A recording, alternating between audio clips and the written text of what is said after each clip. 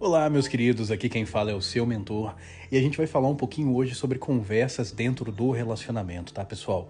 Conversar é importante, só que conversar nem sempre é a coisa mais importante a se fazer naquele momento. Tem muitas pessoas que sempre falam que o relacionamento falta diálogo, que o relacionamento está sendo bloqueado porque o outro não consegue conversar, não consegue ouvir, não consegue terminar uma conversa. Só que eu quero que vocês notem que em grande parte das vezes o que acontece não é isso. Às vezes a gente fala que a pessoa não gosta de conversar, só que a gente fala que a pessoa não gosta de conversar nos referindo àquelas conversas pesadas, cansativas, onde eu quero que o outro entenda que ele está errado. E, gente, conversas assim ninguém vai querer conversar até o final.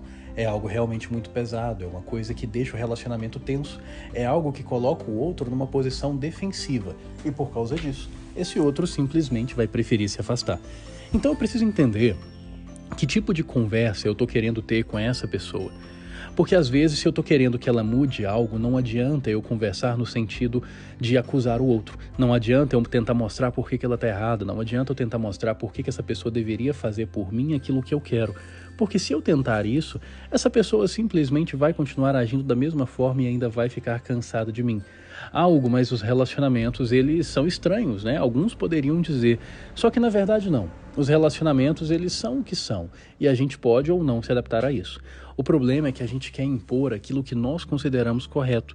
E aí a gente quer que o outro se molde. E a gente quer que outras pessoas se moldem àquilo que nós consideramos correto. Quando, na verdade, deveríamos nos adaptar àquilo que realmente funciona.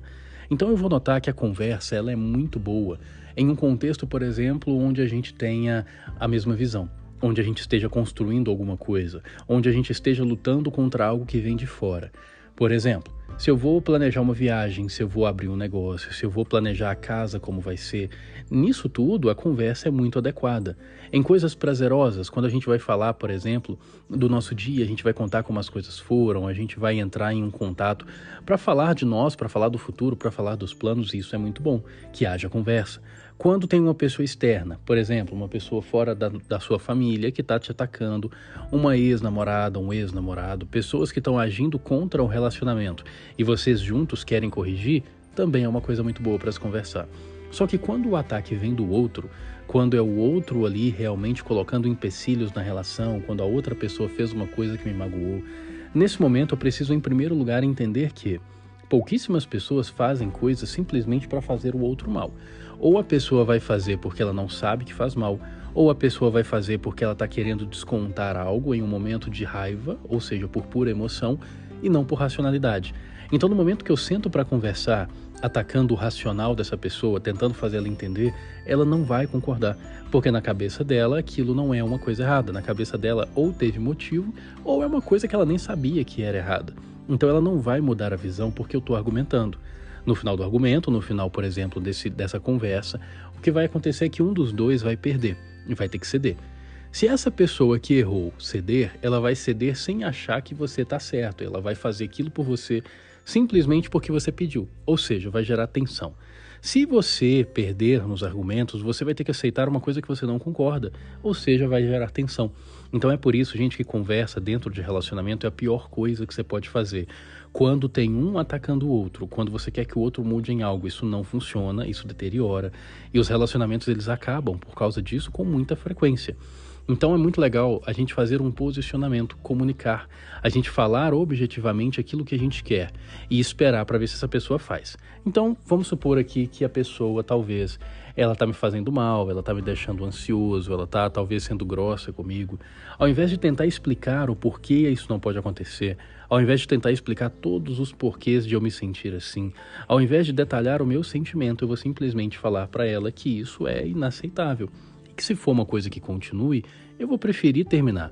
Ou, se eu não estiver disposto a terminar, eu vou falar que se isso continuar acontecendo, eventualmente a admiração que eu tenho por essa pessoa vai acabar e o relacionamento vai se deteriorar. Eu não tenho muito o que fazer em relação a isso. E aí essa pessoa ela vai saber exatamente o que você precisa, ela vai saber o que vai acontecer.